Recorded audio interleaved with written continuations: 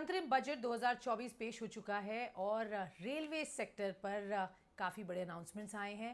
IT, telecommunications, ये दो spaces है जहां पर सरकार की फोकस ज़बरदस्त बनी हुई है। तो चलते सीधे इस वक्त मेरे साथ Ashwini Vaishnaw, minister for IT, telecom and railways यहाँ जुड़ रहे हैं। सर बहुत बहुत धन्यवाद, स्वागत है आपका।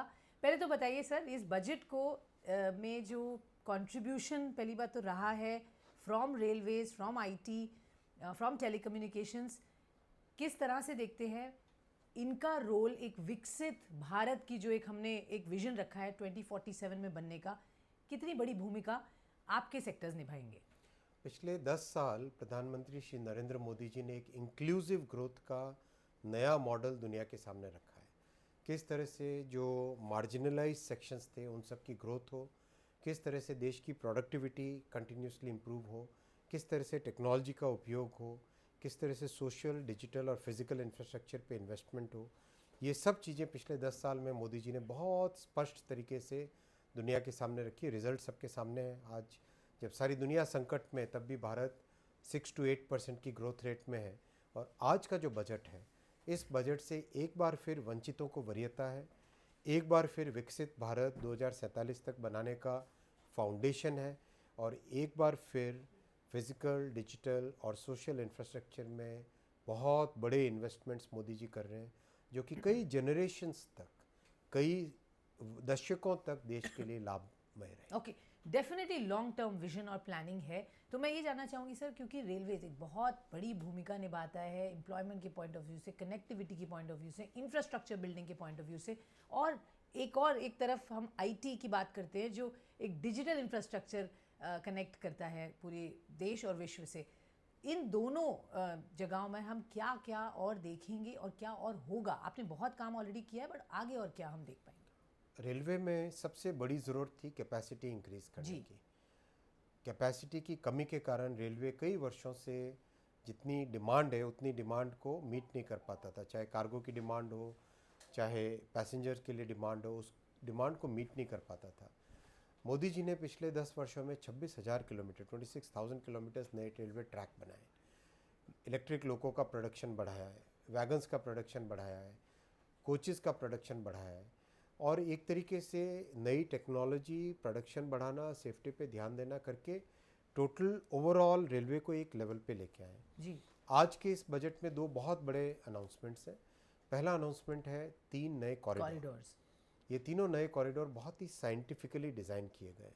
जितने ओरिजिन्स है देश में और जितने डेस्टिनेशन है, मान लो कहीं पे सीमेंट फैक्ट्री है, ओरिजिन ये हुआ, डेस्टिनेशन कहाँ कहाँ उसका कंजम्पशन होता है।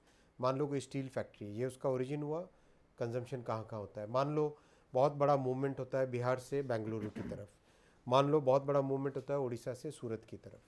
तो इन सब ओरिजिन्स और डेस्टिनेशंस को ध्यान में रख के देश के रेलवे नेटवर्क को ओवरले किया प्राइम पीएम गतिशक्ति पोर्टल पे, और करीब 460 प्रोजेक्ट्स आइडेंटिफाई किए गए। कुछ नई लाइन्स है, कुछ डबलिंग है, कुछ मल्टी ट्रैकिंग है, कहीं पे कंजेशन रिमूव करने के लिए सिटी का बाईपास है। तो करीब करीब 40,000 किलोमीटर नए रेलवे ट्रैक बनेंगे इन तीनों कॉरिडोर्स के माध्यम से।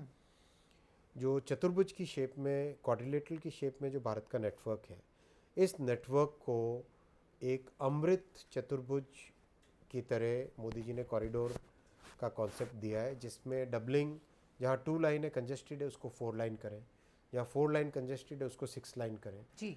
और जहाँ पर ज़रूरत हो वहाँ पे एलिवेट करें, जहाँ पे ज़रूरत हो सिटी को बाईपास करें जी। तो एक बहुत ही सोची समझी साइंटिफिक तरीके से इन तीनों कॉरिडोर्स की कल्पना की है। 40,000 किलोमीटर, यानी पूरे जर्मनी का जितना नेटवर्क है उतना नेटवर्क रेलवे में ऐड होगा। एक तो ये बड़ा अनाउंसमेंट है, इसके अलावा सर दूसरा 40,000 कोचेज जो एग्जिस्टिंग है जी, उनको अब तक के अनुभव में, अब तक के एक्सपीरियंस में वंदे भारत का एक्सपीरियंस है, अमृत भारत का एक्सपीरियंस है।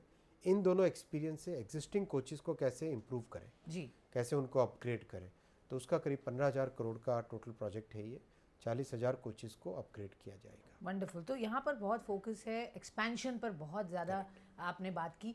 अब तक जो हमने कर चुके हैं उसमें सर कितने प्रतिशत काम हुआ है और कितना प्रतिशत बचा है? बहुत सारा काम हुआ है। लास्ट ईयर 5,200 किलोमीटर नए रेलवे ट्रैक ऐड हुए थे। That is like adding Switzerland to India in 1 year. इस साल 5,500 किलोमीटर नए ऐड होंगे। मतलब 2014 में 4 किलोमीटर पर डे की जो पेस थी वो आज 15 किलोमीटर पर डे पे पहुंच गई है जी। तो बहुत ही बड़ा चेंज है। एक और बहुत बड़ा फंडामेंटल चेंज है, अगर हम टॉपिक से दूसरे टॉपिक पे बात करें, बहुत बड़ा फोकस है मैन्युफैक्चरिंग पे, इलेक्ट्रॉनिक्स मैन्युफैक्चरिंग पे। ट्रस्ट शोरिंग एक नया कॉन्सेप्ट बन के निकला है।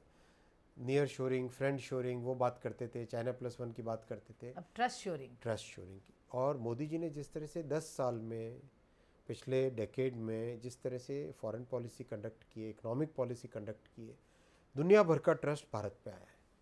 और भारत पे ये ट्रस्ट, इसके कारण भारत में डेवलप करें, भारत में मैन्युफैक्चर करें, make in India, make for world, इस तरह के जो फिनोमिनन है अमेजिंग है। मतलब मैन्युफैक्चरिंग में ग्रोथ यहाँ हुई है, एक नए इन्फ्लेक्शन पॉइंट पे पहुँच गए, ये ग्रोथ अब ऐसे होगी। बिल्कुल। तो आई थिंक ग्रोथ है, कंटिन्यूटी है, हम वो देख रहे हैं। और डिजिटल इंफ्रास्ट्रक्चर की तरफ सर जो फोकस किया गया, कनेक्टिविटी एक बड़ा एक कंसर्न था, उस पर काम हुआ है। थोड़ा सा टेलीकम्युनिकेशंस और आईटी के स्पेस में किस तरह से अब हम आगे बढ़ेंगे, उस पर भी हमें बताइए। एआई का एक नया मिशन आएगा जी, जिसमें बहुत अच्छे तरीके से एआई का उपयोग कैसे हो भारत में, कैसे जो सब कंसर्न्स हैं सर उसको एड्रेस करते हुए कैसे डेवलपमेंट हो, किस तरह से डेमोक्रेटाइज हो टेक्नोलॉजी, स्टार्टअप्स को कैसे कंप्यूट पावर मिले। उसी तरह से 1 लाख करोड़ का नया इनोवेशन फंड बनाए। पीएम साहब का जो जय जवान जय किसान जय विज्ञान के साथ जय अनुसंधान जोड़ा, उसमें 1 लाख करोड़ का नया इनोवेशन, इससे भारत टैलेंट नेशन से प्रोडक्ट नेशन बनेगा। आज टैलेंट नेशन है, दुनिया भर के जीसीसी भारत में बने हुए हैं, दुनिया भर की कंपनीज के लिए काम करते हैं भारत का टैलेंट, अपने देश के लिए कैसे प्रोडक्ट बनाएं। जी सर, पॉलिसी के पॉइंट ऑफ व्यू से अब हम और कितनी नई नीतियों पर देखेंगे काम, और आपके लिए प्रायोरिटी क्या होगी इस वक्त पॉलिसी मेकिंग के पॉइंट ऑफ व्यू से? पॉलिसी मेकिंग के पॉइंट ऑफ व्यू से बहुत इम्पॉर्टेंट है कि अकाउंटेबिलिटी, ट्रस्ट, ट्रांसपेरेंसी, ये सब लाना, सेक्टर्स को कैसे और भी सिंप्लीफाई करना, किस तरह से, जैसे टेलीकॉम एक्ट है। जी, मैं ये जानना चाहती थी, जैसे सेमीकंडक्टर पॉलिसी आपने निकाली, बहुत सारी और नीतियों पे काम हुआ है, अब आपको कहाँ लग रहा है ज़रूरत है जो जिस एरिया में हम और विकसित हों और हम और इन्वेस्टमेंट्स गार्नर कर पाएँ? मेरे ख्याल से मैन्युफैक्चरिंग में और बहुत बड़ी ग्रोथ आने वाली है, और पीएलआई स्कीम्स आएंगी तो सर? उसको सपोर्ट करने के लिए जो भी स्टेप्स लेने चाहिए वो लिए जाए। ओके, पीएलआई स्कीम्स और हैं? मैं एग्जैक्ट स्कीम्स नहीं कह सकता जी, लेकिन डेफिनेटली जो सपोर्ट करने के लिए चाहिए वो किया जाए। सर एक आखिरी सवाल, क्योंकि मैं जानना चाहूँगी, आप इतने बड़े मिशन पर हैं, जिस तरह से आपने बताया काम हो रहा है, आपका अपना पर्सनल गोल क्या है दोनों ही मिनिस्ट्रीज़ में? देखिए, देश का गोल सबसे ऊपर होता है। 140 करोड़ भारतवासियों का जो गोल है वो सबसे ऊपर है। मोदी जी का जो विज़न है उस विज़न के हिसाब से सब चलेंगे। रेलवे में बहुत अच्छी कैपेसिटी क्रिएट करेंगे। 700 करोड़ लोगों को आज ट्रैवल करवाते हैं, इसको 1000 करोड़ तक की कैपेसिटी बनाएंगे। ओके, 1500 मिलियन टन आज कैरी करते हैं, इसको 3000 मिलियन टन तक लेके जाएंगे। टेलीकॉम में each and every house hold should get very good connectivity. Each and every household, each and every village in the country should get very good 4G and 5G connectivity, वो गोल रहेगा। IT में जो IT services वाला sector है उसको और multiply करना है, उसको और आगे बढ़ाना है।